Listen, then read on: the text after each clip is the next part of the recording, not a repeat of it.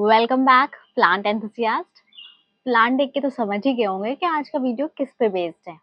Z is also known as crassula ovata. Trust me guys, jade is the easiest plant you can grow in this planet. Yes.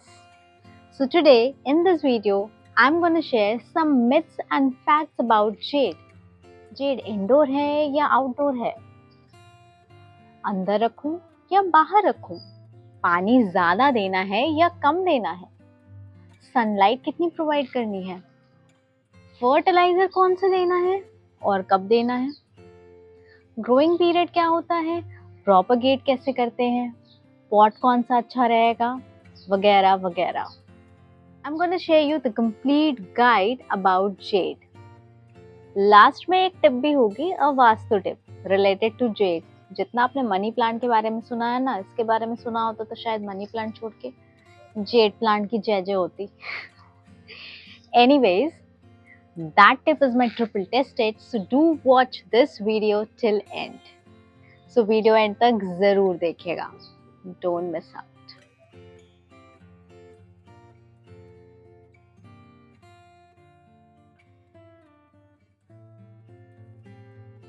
So पहले मैं myth और facts बताती हूँ। Z indoor है या outdoor? आप ही बताइए, आपसे पूछती हूँ, जेड इंडोर है या आउटडोर? जेड एक सेकेलेंट फैमिली को बिलोंग करता है। जितने भी सेकेलेंट फैमिली के लोग होते हैं उनकी लीव्स में पानी स्टोर होता है।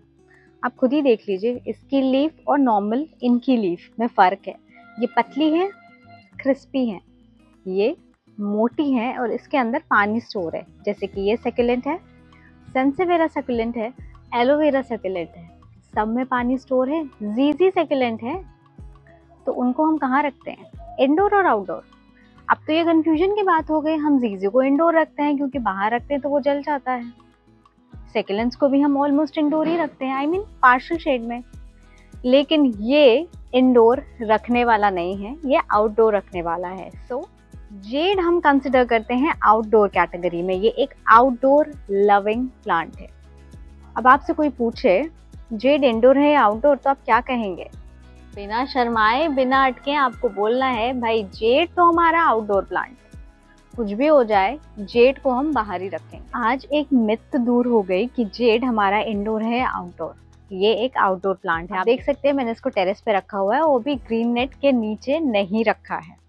अगर ये इंडोर प्लांट होता तो मैं इसको पार्शियल शेड में रखती, बट ये है एक आउटडोर प्लांट। तो अब से आप हमेशा जेड को यानी क्रिसूला ओवाटा को कहाँ रखना है? आपको रखना है टेरेस पे या फुल सनलाइट में। सनलाइट की अगर हम बात करें तो जेड को पसंद है 6 से 8 घंटे की डायरेक्ट धूप।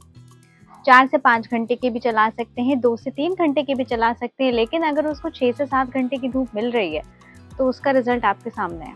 जितनी कम धूप होगी उतना ग्रोथ कम होगा, लीव्स में कमी आएंगी, ब्रॉड नहीं होंगी, नई ब्रांचेस नहीं होंगी, तो वगैरह वगैरह। So jade should get at least 6 to 8 hours of direct sunlight. अगर 6 से 8 नहीं प्रोवाइड कर सकते हैं तो कम से कम 3 से 4 घंटे की तो प्रोवाइड कराइए। उसको एक ऐसी जगह रखिए जहाँ पे उसको ज़्यादा से ज़्यादा धूप मिले, वो भी डायरेक्ट, पार्शियल नहीं।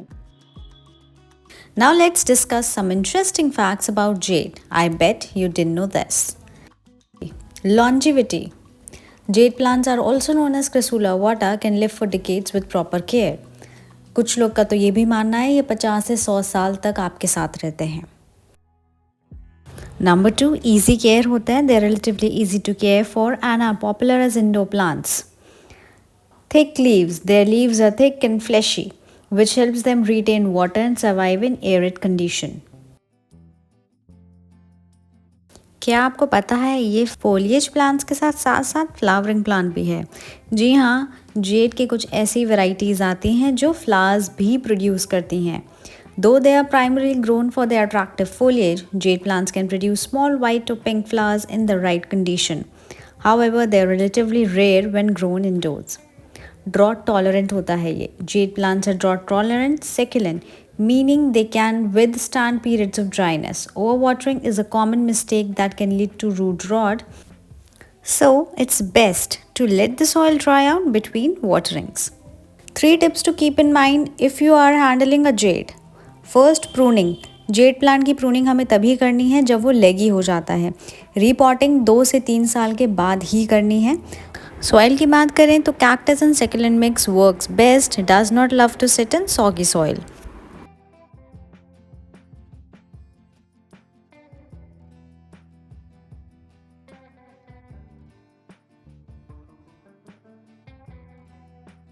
चलिए अब बात करते हैं जेड के वाटरिंग शेड्यूल के बारे में। अगर हम समर सीजन की बात करें तो आपको पानी प्रोवाइड करना है कम से कम 7 से 8 दिन के अंदर, यानी हफ्ते में अगर एक दिन पानी डालेंगे ना तो भी चलेगा। और पानी डालने से पहले आपको क्या करना है, इसकी सॉइल चेक करनी है। अगर सॉइल आपकी उंगली में चिपक रही है यानी पानी नहीं देना है, और अगर सॉइल आपकी उंगली में नहीं चिपक रही है तो यानी पानी देना है। और अगर विंटर सीजन की बात करें वाटरिंग शेड्यूल की, तो कम से कम आप ट्वाइस और थ्राइस इन अ मंथ कर सकते हैं। Always remember to follow one green thumb rule. Check your soil before watering.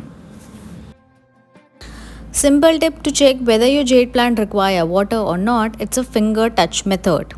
Dig the finger in the soil. If the soil sticks to the finger, then it means the soil is moist, no need to provide water. If the soil doesn't sticks to your finger, it's completely dry, then it's time to water your jade baby. Z पे ज़्यादा से ज़्यादा mealybug होता है या फिर aphids का attack होता है और सूटी मोल्ड्स, सबसे ज़्यादा मिलीबग होता है। तो चलिए आज सीखते हैं कि मिलीबग को कैसे ट्रीट किया जाए। Let's talk about paste and diseases. तो ज़्यादातर जेड में आपने देखा कि मिलीबग ही होता है। कई केसेस में एफाइट्स का भी अटैक हमने देखा है, बट जनरली मिलीबग होता है। तो मिलीबग को ट्रीट करना है बेहद आसान with my easy PG solution. Know my easy peasy way of removing millibug. Control millibug in 2 simple steps. पहले पानी लेना है, उसके बाद हमें दूसरे स्टेप में लेना है 5 से 10 ml Neem oil depending on the requirements. ये अच्छे से हम डालेंगे पानी में। उसके बाद हम डालेंगे 2 से 3 drop liquid hand wash soap की 300 ml वाटर में या फिर 1 लीटर वाटर में। उसके बाद हम इसको अच्छे से मिक्स करेंगे and always use a strong stream of water to reduce the pest number. ये सोल्यूशन हम यूज़ करेंगे 2 बार या 3 बार वीकली में बेटर रिजल्ट के लिए। Now let's talk about how to handle this baby. अगर आप इसको रख रहे हैं इंडोर, अगर आप इसे इंडोर रखना पसंद करते हैं, पहली बात तो ये इंडोर प्लांट नहीं है तो इंडोर क्यों रखना। लेकिन तब भी कुछ लोग होते नहीं, हम तो इंडोर ही रखेंगे कुछ भी हो जाए। तो कुछ भी हो जाए का मतलब ये है इंडोर रख रहे हैं तो इसे 3 से 4 घंटे या कम से कम 2 से 3 घंटे की पार्शियल धूप तो प्रोवाइड कराइए। या तो इसे विंडो के पास रखिए या डोर के पास रखिए जहाँ से 3 से 4 घंटे की पार्शियल धूप इसको लगे। और हर 15 दिन के बाद इसको आप 15 दिन के लिए बाहर शिफ्ट कर देंगे। 15 दिन बाहर रहेगा डायरेक्ट धूप में, फिर 15 दिन आप इसे इंडोर रख सकते हैं। फिर अब हम वाटरिंग शेड्यूल की अगर हम बात करें तो अगर आप इंडोर रख रहे हैं, जैसे मैंने वाटरिंग शेड्यूल इसका बताया कि थ्राइस इन अ मंथ चलता है। अगर आप प्लास्टिक के पॉट में इसको प्लांट करते हैं या फिर टेराकोटा पॉट में प्लांट करते हैं तो थ्राइस इन अ मंथ यानी 8 से 10 दिन पे अगर आप एक बार इसमें पानी देंगे एंड जो पानी है वो अच्छे से ड्रेन आउट हो जाए, वही बेस्ट तरीका होता है। तो पहली चीज़ पॉटिंग मिक्सचर ध्यान में रखिए। इसकी पॉटिंग मिक्सचर के लिए बहुत हार्ड एंड फास्ट रूल वाली पॉटिंग मिक्सचर नहीं चाहिए। एक सस्ती टिकाऊ ड्यूरेबल पॉटिंग मिक्सचर जो मैं हर अपने फोलिएज प्लांट्स के लिए बताती हूँ वही आपको इसमें लगानी है। ये सॉगी सॉइल पसंद नहीं करता, तो इसमें अगर आप कोकोपीट ना भी डालें तो भी चलेगा। इसको ऐसी सॉइल चाहिए है जिसमें पानी ज़्यादा रिटेन ना करे, ठीक है।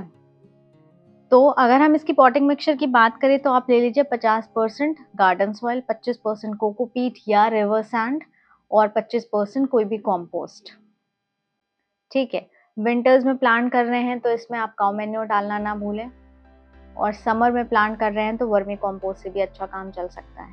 बेस्ट फर्टिलाइजर अगर हम इसकी बात करें तो जितने भी फोलिएज होते हैं, एक तो आजकल फोलिएज स्प्रे बन के आ रहा है मार्केट में, वो आप यूज़ कर सकते हैं। फोलिएज प्लांट्स के लिए बेस्ट फर्टिलाइजर बताऊं क्या होता है? लिक्विड सीवीड सोल्यूशन से बेस्ट फर्टिलाइज़र कोई भी नहीं है आपके फोलिएज प्लांट्स के लिए और जेड के लिए भी। एक टिप देना चाहती हूँ, जब भी बारिशों का मौसम आता है तो कृपया जेड को ऐसी जगह रखें जहाँ पे डायरेक्ट बारिश का पानी ना मिले। पहली बारिश, दूसरी बारिश का पानी इसको आप दे सकते हैं क्योंकि रेन वाटर बहुत अच्छा एक फर्टिलाइज़र होता है हमारे सभी प्लांट्स के लिए। लेकिन ज़्यादा पानी में रहना इसके लिए खतरनाक हो सकता है क्योंकि ये ऑलरेडी एक सेकुलेंट प्लांट है। सेकुलेंट प्लांट को ज़्यादा पानी की ज़रूरत नहीं होती क्योंकि इनकी स्टेम्स में, इनकी लीव्स में हर जगह ये पानी स्टोर करते हैं। 15 दिन ही अंदर रखना है, 15 दिन इसको आउटडोर रखना है डायरेक्ट धूप में। इसकी एक नॉर्मल सी पहचान होती है, अगर इसकी लीव्स जो हैं येलो होके झड़ रही हैं तो इसका मतलब है इसमें ओवर वाटरिंग हो रही है, ठीक है। और इसकी लीव्स जो हैं अपने आप येलो या ब्राउन होके गिर रही हैं एंड उसमें रिंकल्स पड़ रहे हैं, सिकुड़ रही हैं या अपने साइज से थोड़ी छोटी हो गई तो अंडर वाटरिंग का केस है। गर्मियों में हम ज़्यादा से ज़्यादा पौधे ओवर वाटरिंग से मारते हैं, ना कि अंडर वाटरिंग से।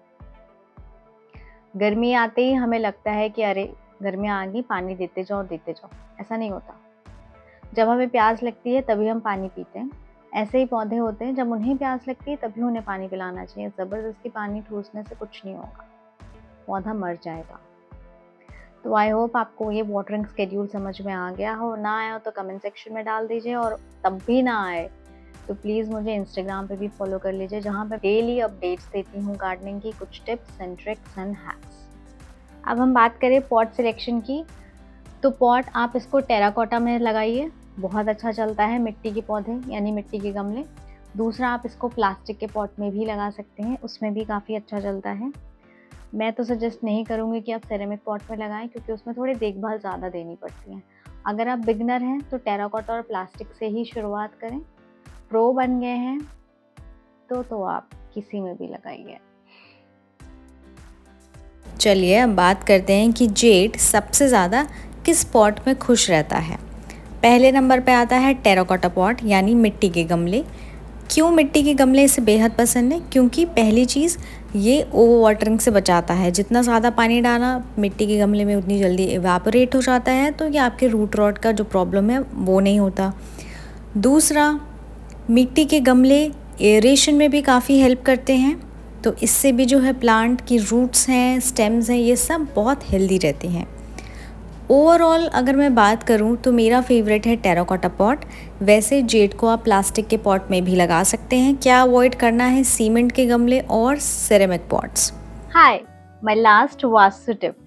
Jade plants are considered to bring in good luck and fortune, and they are also said to bring prosperity and wealth when placed in the southeast corner of a room.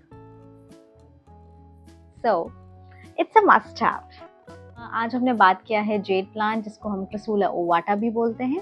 इसकी sunlight condition, watering schedule, इसको कैसे handle करना है, indoor रखना है और outdoor रखना है, एंड प्लस इसके पेस्ट के साथ कैसे डील करना है, इसको क्या पसंद है क्या नहीं पसंद है, कौन सा पॉट पसंद है, कौन सा फर्टिलाइजर पसंद है, सारी चीज़ें डिस्कस करिए। अगर आज का वीडियो पसंद आया हो जेड के बारे में तो प्लीज़ एक लाइक तो बनता है यार।